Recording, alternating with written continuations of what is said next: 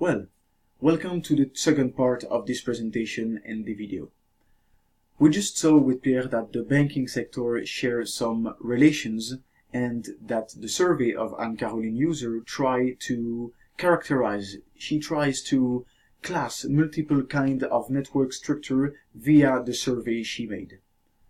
Many relations exist actually, beginning with a more or less capital regulations, for example, a more or less common regulation about capital requirement, for instance, to the simple fact that banks communicate with each other all the time. There is information spreading all over the system all the time.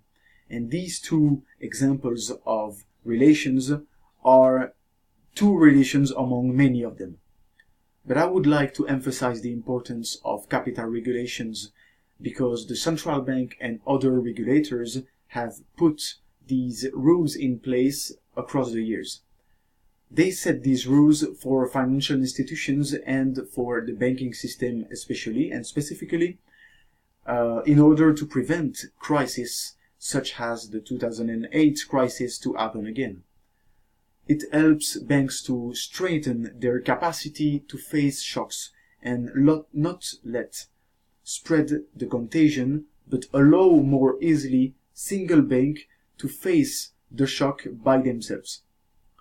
We will see that other mechanisms play a role in the defense of the financial systems against the negative shocks. But first, the Basel agreements are already a very important point in this kind of defense. So these relations can be represented as a network which allow the interpretation of the links. Because we know that there are links, there are relations, but there are different links and different relations. There are weighted links, there are direction in the links, it can be bilateral, it can be unilateral, or it can be central cleared. So the interpretation of these links is important, and the way that we characterize the interconnection via a network helps to interpret those links. You can easily imagine this network has a cobweb, for example, or has a neural network, as you can see on the following illustration about the Australian banking system network of large exposures in December of the year 2012. It is easy to see that in the center of this network, relations and link are more compact and form the core where the periphery is less crowded, we will say. Also, a network does involve a lot of different financial institutions that are interconnected. Then it is logic to understand that with all these connections, a shock may impact more than just its original target. And we can see here in the illustration of the Australian banking system network that there are a lot more financial institutions that are involved in this network that we think. Because we have major banks, we have smaller Australian-owned banks, we have foreign-owned banks and credit unions and building societies. So it proves that the system, the interconnection between banks is very large, very wide, and that all banks communicate with each other. So we can easily imagine that there is a contagion, and the contagion is the following part of this presentation. And we will talk furthermore on the effect that the network structure have on contagion.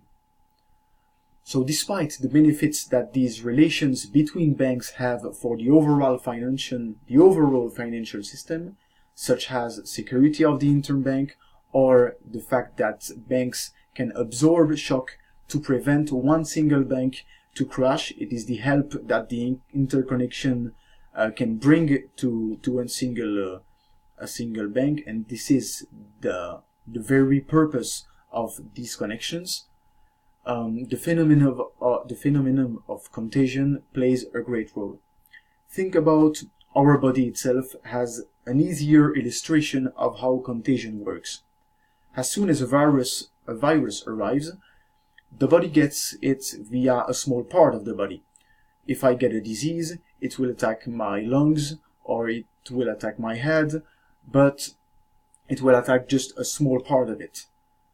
But if this single part of it cannot handle the entire virus, it will spread as far as it can through my whole body and create some more damages until something can stop it.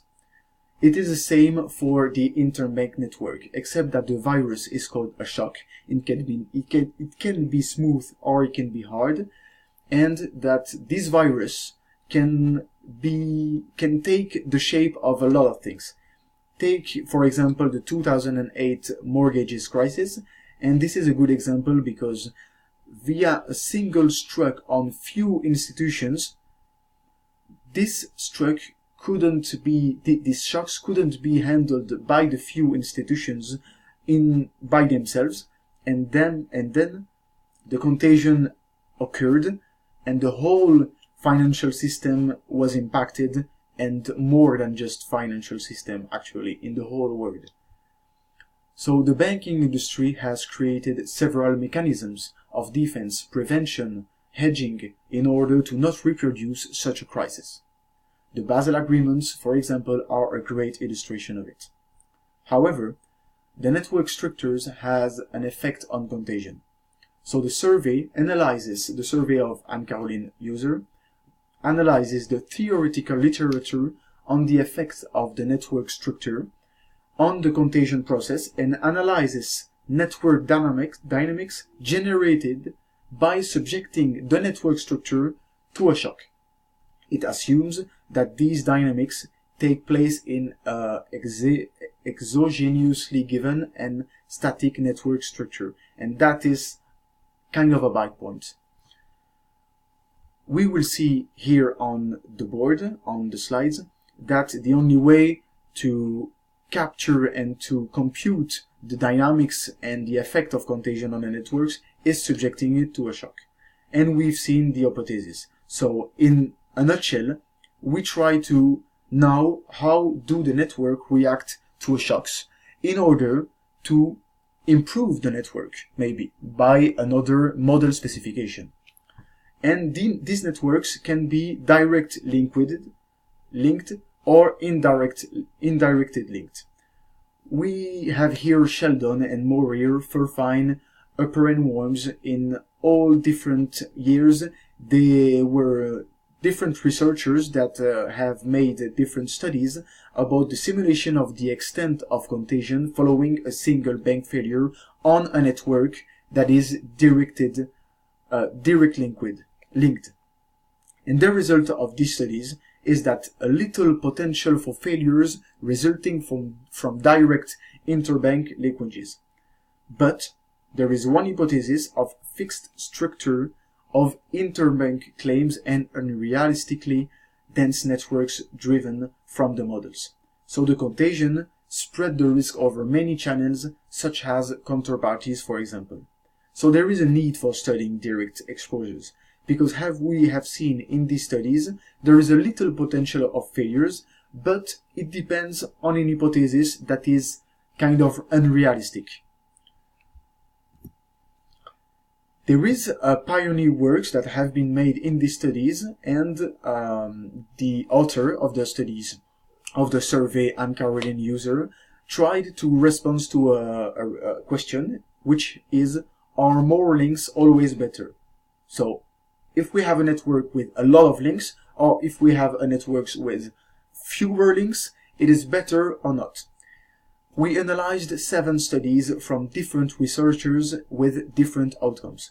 The results all depend on the degree of interconnectedness, the size of the shock subjected to the network, and the network is only subjected to a shock on a single bank, the hypothesis and assumption of behavior and action into the network process, because we have to take in account that a bank, when it is faced to a shock, can behave in a lot of different ways.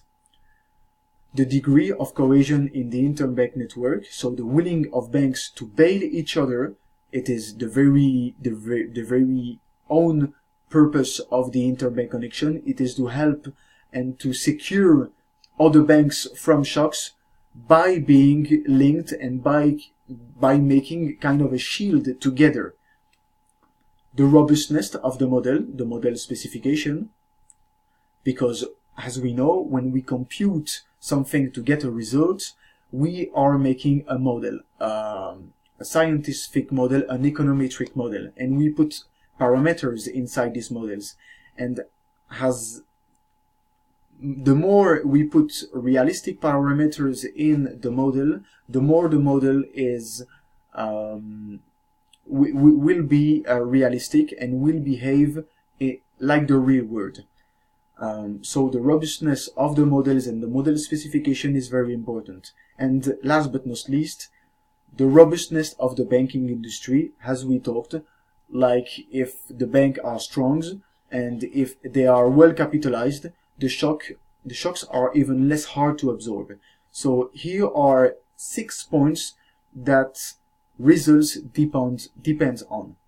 So we cannot say that more or less links are better in a network structure, but there is a main finding by these researchers, and they have found that more links enhance the resilience of the system to the insolvency of one individual bank, but if the contingent yet occurs, more links help it spread into the network depending how big the shock is. So it's even more important that the willingness of the bank to bail each other should be very important in order to prevent individual bank to fail. Because if there is more link, and if individual bank do not fail to cover from a shock, to face a shock, normally it would normally be no contagion. Beyond the standard cascade default, after a shock, a bank can start to hold liquidity as well, which may lead to successive bank liquidity shortfall. The consequences of that is that the shocks vary, whereas networks are roughly uniformly distributed, like a Poisson distribution, or fat-tail distributed, like a geometric distribution. Elliott and al. In 2004 allowed the possibility to track how asset values and failure costs propagate through the network via their brand new model specification and assumptions.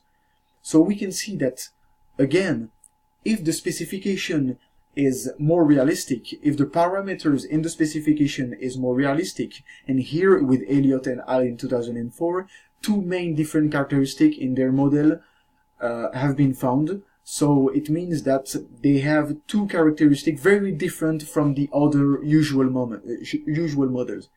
And the probability and magnitude of these failure cost cascades depends on two characteristics of the cross-holding. The indirect linkages here, not the direct but the indirect. The propagation of shocks is mainly driven by fire sales. But what if the asset is illiquid? The asset sales depress prices, one bank's sales impact the others with common exposure to this asset. The banking system is more susceptible to contagion when asset classes that are large in terms of dollar are also held by the most leveraged banks. So there is a solution, of course. Both volatile and illiquid assets should be dispersed across banks, and as the same shocks will generate less price impact in a delivering cycle.